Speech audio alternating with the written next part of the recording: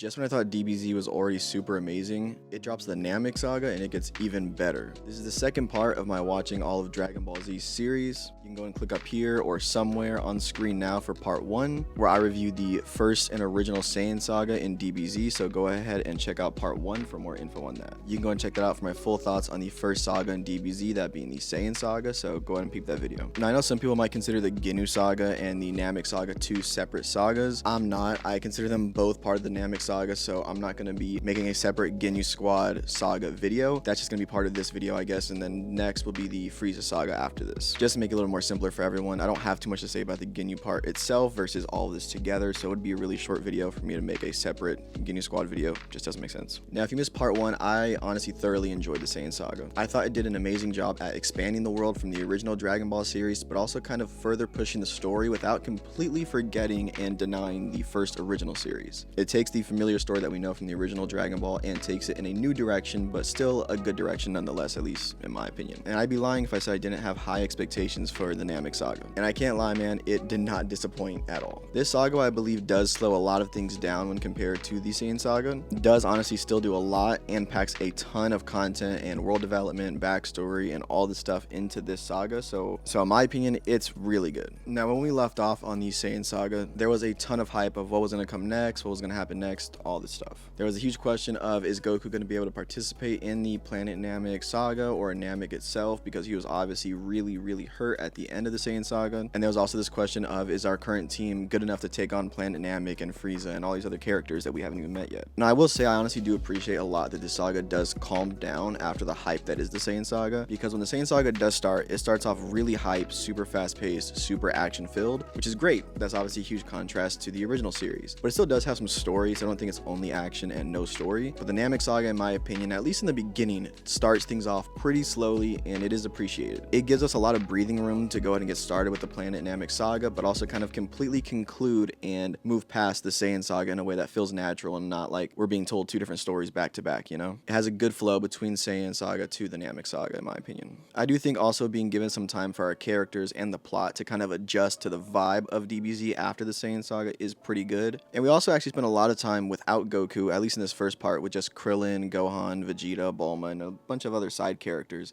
than we normally probably would have. And at first I was very annoyed, because I know for the most part, just from what I've heard and word of mouth, I know the show has a habit of pushing Goku towards the front, making him take down the big villains, and then after he takes down the big villains, he's weakened and kind of destroyed and then is out for a bunch of episodes. The other characters take on the next villain for a little bit until Goku's rested enough to go back, and it's kind of like a cycle. I'm hoping it's not as accurate or as intense as people were telling me it was. So that's just something I was thinking about as this saga was going, because we end off the Saiyan Saga, Goku's out of commission pretty much, and we're going to the Namek Saga. I'm hoping after the Namek Saga he's not also out of commission or whatever. There's just a lot of thoughts going on in my head. Hopefully that Goku isn't completely sidelined at the end of every fight and the beginning of every fight, just to come back at the end again for one big epic fight scene and then leave again. So hoping that doesn't happen. Who knows? And as I said before, I wasn't completely sold on some of the side characters, like Gohan, for example. I liked him, but I just wasn't completely into him yet. And I do like Krillin a lot, obviously, but we haven't had to experience Krillin or Gohan without Goku just yet. So this is kind of the first time that we're getting that. And honestly, I kind of enjoyed it. It was surprisingly enjoyable. And these side characters were able to hold the plot and the whole entire saga together, at least in the beginning, without Goku pretty well.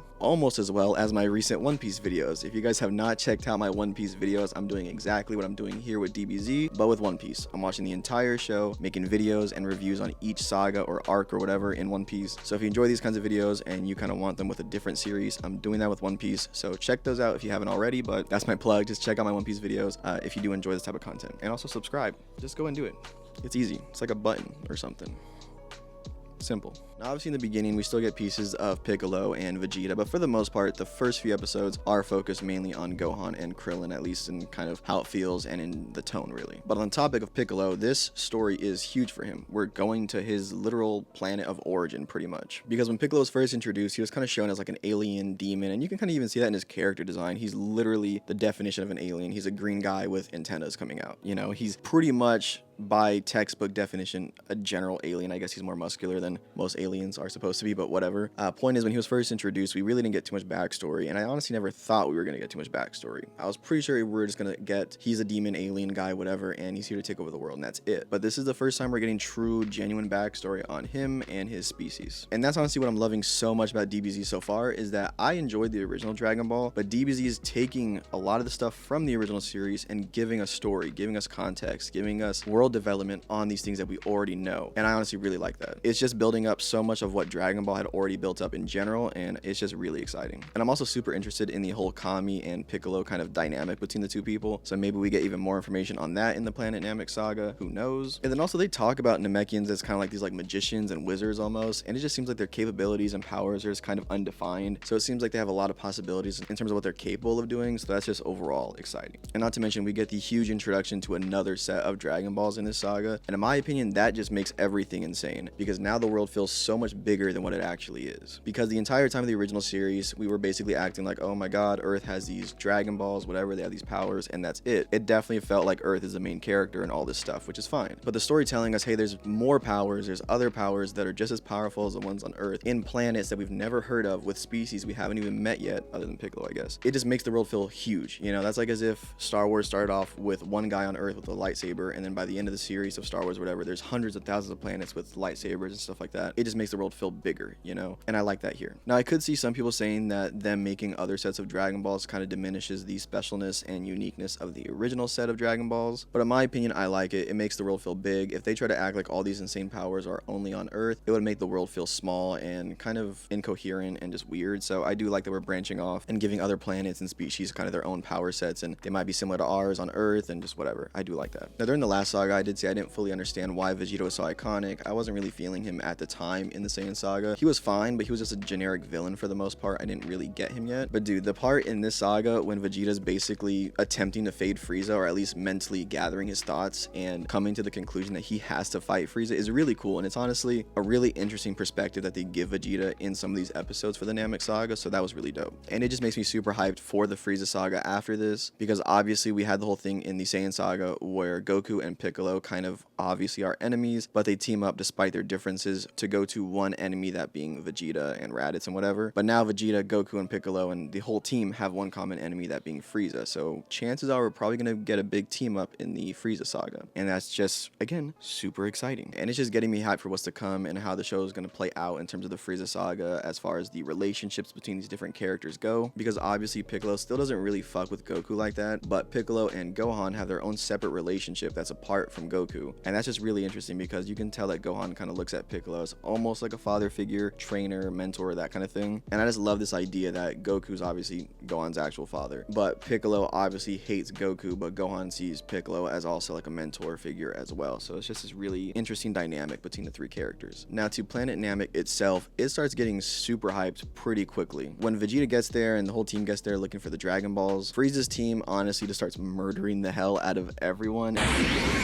Pretty intense. Also, for some reason, this character, whenever they say his name, I think it's Dende or something like that, I always hear Day-Day, the character from Friday, so in my head, his name is Day-Day, and he is Day-Day from Friday. I don't know why, but that's just me. We also do get a lot of backstory here on Frieza and what happened to the Saiyans race in general. We still don't know fully exactly what happened in terms of like what caused certain things, but we know generally that Frieza is the main person that destroyed the Saiyans and the planet and everything else, so we can kind of conclude that Frieza was being an insecure little bitch about the Saiyans, and obviously he felt super threatened, so he just took them out and got rid of them on his own before events to the show, and probably before events of the original Dragon Ball series too. With everything going on right now in the show, it's honestly really intense. We have Vegeta being super ruthless, just throwing hands at everyone in his way. We have Frieza's men doing basically the same thing, and we also have Gohan, Krillin, Bulma, and Day-Day on the planet too, so obviously there's going to be a confrontation coming up very soon, but everyone's pretty much on edge right now. And there's this vibe and kind of hype around when's everyone coming together, because obviously everything's going to come together at some point. Goku's obviously going to make his way to Planet Namek, so there's this hype of like when's everything going to actually fully form together, you know? And also love still seeing King Kai throughout this saga and the last one. He's awesome, in my opinion, one of the funniest characters in the series, and I think him training the other team of characters that passed in the Saiyan Saga is dope, but it does make me notice something that I'm already kind of getting frustrated about with this show. And it seems to do this whole thing that Goku trains, fights Big Bad, he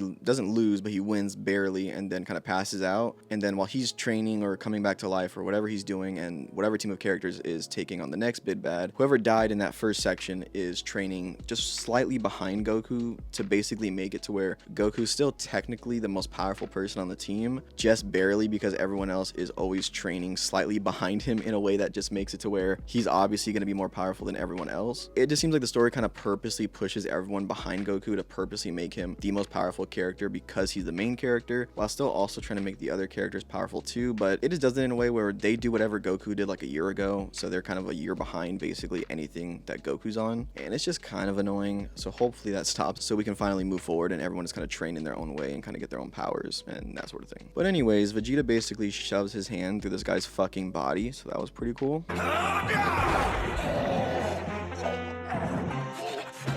Now, I honestly have to say I both liked and I don't want to say didn't like, but was somewhat disappointed by the Ginyu Force or Ginyu Squad or whatever they're called. I was obviously very excited to see them. I've heard a lot about them. I've seen a lot of pictures, their whole dance routine and everything. So in general, I was pretty hyped to get them in the Namek Saga or their own saga or whatever. You know what I mean? I was just hyped to see them in the show, period. And I know they're not supposed to be like as iconic as something like the Akatsuki or anything like that. They're not long-term villains in at least the DBZ world or whatever. And overall, I would say I enjoyed them, but I just don't think we got enough time with them for me to really give a huge opinion on them or for me to really care about them at all. Maybe I'm not supposed to and I'm just reading too much into it, but I like them and that's pretty much all I can say. But I know who doesn't like them, and that's Gohan, because they fucking butchered my boy Gohan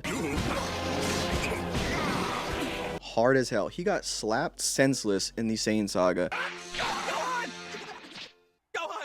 and then bitched now in the Namek Saga. Gohan's again, his shit rocked constantly, bro. Thankfully, this is around the time that Goku does kind of arrive to the scene, so he does basically save the day, which is cool. And this saga concludes with the Ginyu Squad being defeated and Goku going into the rejuvenation tank, I think, and Vegeta giving Krillin and Gohan some new armor. And by the way, I'm gonna say I love the armor that they're wearing here. I think it's super sick. Obviously, now this armor is a little bit more iconic than what it probably was when the show was first coming out. It has this look and this vibe that I think when it was being made and probably drawn out and everything, that they knew this was going to be iconic because it just looks super dope. And so seeing that armor on Krillin and Gohan is honestly just super cool. Now again, my biggest fear for this saga was that we were going to get what happened at the end of the Saiyan Saga, where by the end Goku's kind of passed out and spend some time kind of gathering himself and just healing or whatever at the end of the saga to then get ready for the next saga. And he does end the saga in the rejuvenation tank, so I'm hoping at least in the Frieza Saga he doesn't spend too much time in there and comes out and is ready to kind of fight Frieza or participate or whatever, and isn't there for half the saga or a majority of it. I'm just hoping they change some things up and just don't keep repeating this, because like I said, I'm gonna be extremely annoyed if they do. I love the show and it is good, but just stuff like this where it's just kind of like older storytelling compared to like modern storytelling to how things are now, it just seems really obviously that they're trying to push Goku away to give time to the other main characters, but in a way that just kind of feels forced. So overall, I just wish it was done a little bit better. So the big question is obviously, how good is the Namek Saga?